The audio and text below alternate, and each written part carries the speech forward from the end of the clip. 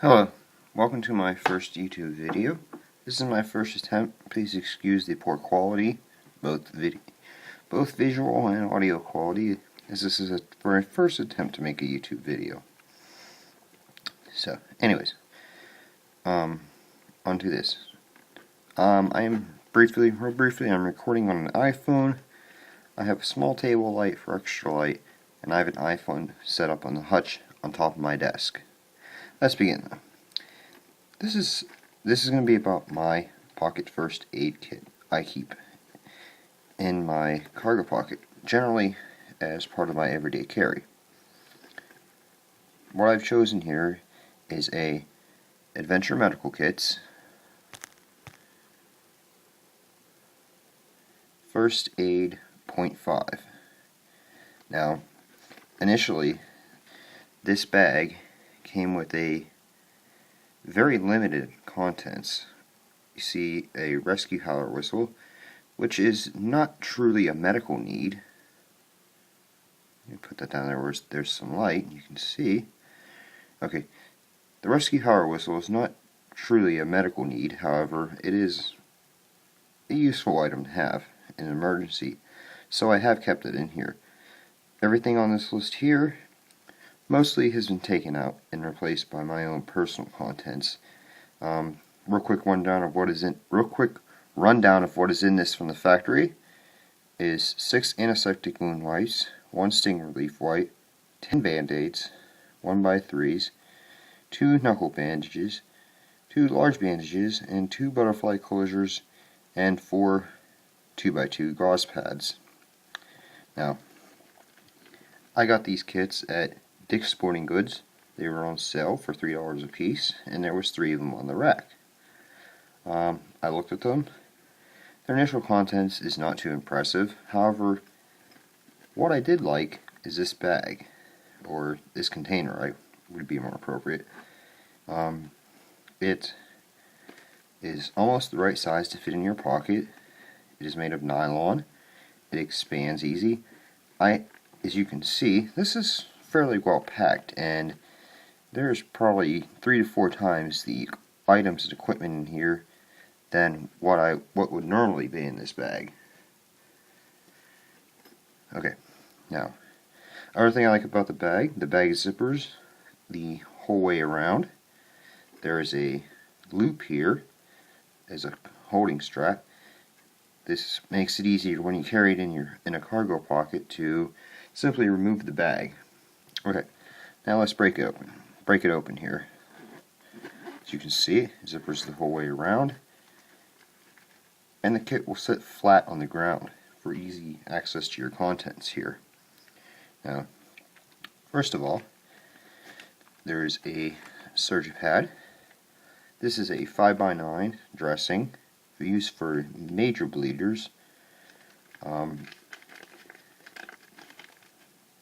This is intended to be a first use dressing until I or someone else can get to more supplies in case of a serious injury. I generally keep a more comprehensive kit in my car, so this is just the first line in case of a major bleeder.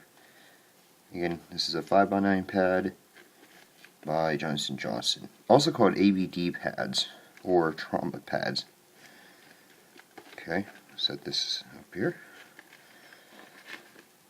Next, there is 2 bags of items. These are 3 by 4-inch bags. They are small Ziploc bags. They can be found in craft stores or in the craft section of Walmart. Called Baguettes, I believe is the brand name. We'll go into the contents of these 2 bags later, but just wanted to show you there's 2 bags in there that allow easier storage and organization of your contents. And also these 3x4 bags, if you flip them right here at the seal, fit just perfectly in here. So we'll set those aside and go over those later. 1 sterile eye drops. These can be used for their intended purpose, or this liquid can be used in a pinch as a very basic and very limited form of wound irrigation.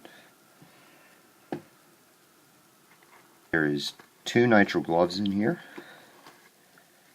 Nitrile gloves are important because not only do you want to keep not only do you want to keep yourself clean from any infections that your patient may have, but you also want to keep your patient's wound cleaned from any dirt or bacteria or anything you may have on your hands. And it's a lot easier to just don the gloves than it is to go through rinsing and wiping your hands. Okay, next, there's a burn gel packet. Pretty self-explanatory. It's for burns. Fairly common injury. Just 1 pack, but that's what we can fit in here. I have a small bag of medications. I have 2 Pepto-Bismols, 4 Tylenols, and 2 Aleve. I may carry some other medications in here, but generally this is what I keep. Just a couple. Just enough for 1 dose. If I need more, again, I have a first aid larger kit in my car that I can go to and get more medicines if needed. Aspirin. This is not for pain relief or general everyday use. This is kept for treatment of someone with a heart condition, stroke, heart attack, to be used if advised from 911. So a couple selection of pads here. Alcohol prep pad for cleaning equipment or cleaning a wound site or cleaning your own hands. BZK wipe. This is a disinfectant for skin and wounds. After bite, sting relief. Self-explanatory. Again, these are the small pad versions so that they will fit into this smaller kit. And again, like I was saying at the beginning, the initial contents of the bag included this howler whistle, they call it. It's a slim rescue whistle. These things are very loud, and if you do get one, please do not let your kids play with it. These are extremely loud. They are a survival tool and not a toy. Okay. Oh, one other thing I'd like to mention about this bag that I thought the $3 that this was on sale for was worth the cost alone of this bag. Inside the bag here, there's a black lining on each side. What this does is it prevents your materials in here from coming in contact with the zipper as you're closing it. So I go over that real quick.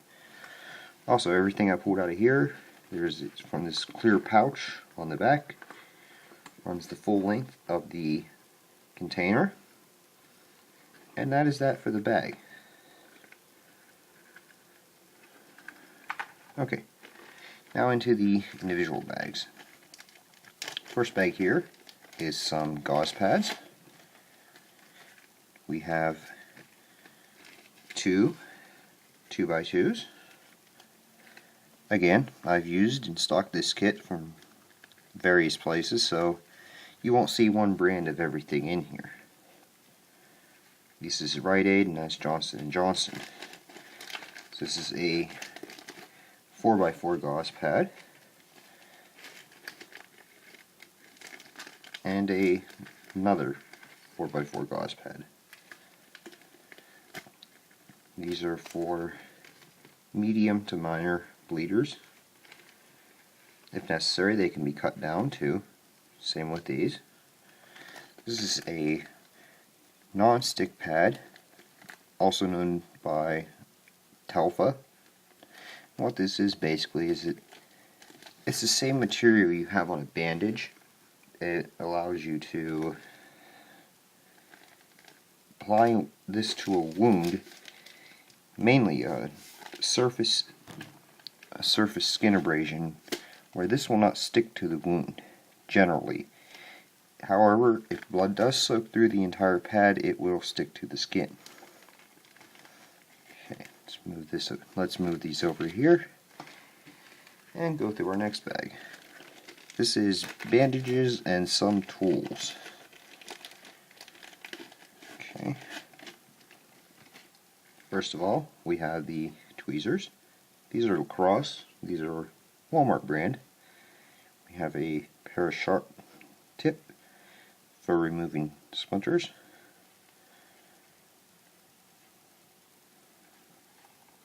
And we have a flat point, which is useful for a variety of things. Get in there. Okay. 2 Q-tips. Of course, being in this bag and open like this, they're non-sterile, but they have come in handy. A single packet of Neosporin, triple antibiotic. Just one small packet. Again, this is a basic kit. If I need more or extras or a more serious situation, I have a much larger kit in my vehicle, and I'm generally near my vehicle at all times. Okay, running through band-aids. Large pad bandage. Again, band-aids have that same telfa material. If you're unfamiliar with what the telfa is, or the non-adherent material, it's what's on the band-aids. So you got a large patch band-aid here. Again, you can see I've got all sorts of different varieties of manufacturers for these band-aids. We have, this is a knuckle bandage. These wings here wrap around the finger at the joint, and then the bandage material goes over the knuckle. We have a few various sized standard band-aids, standard strip band-aids, a little variety there. We have a medium pad sized bandage, a small cut down package of steri strips, and 2 butterfly dressings, or butterfly bandages. These are for keeping your skin in proximity if you have a larger cut. Probably will not need to use them with this kit, but they don't take up much space, and they're there in case, just in case.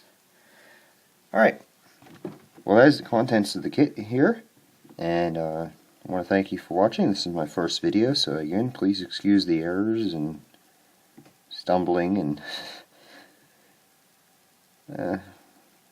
probably not the prettiest thing you see it on YouTube, but I just want to try and get some information out there for you. Thanks for watching. Goodbye.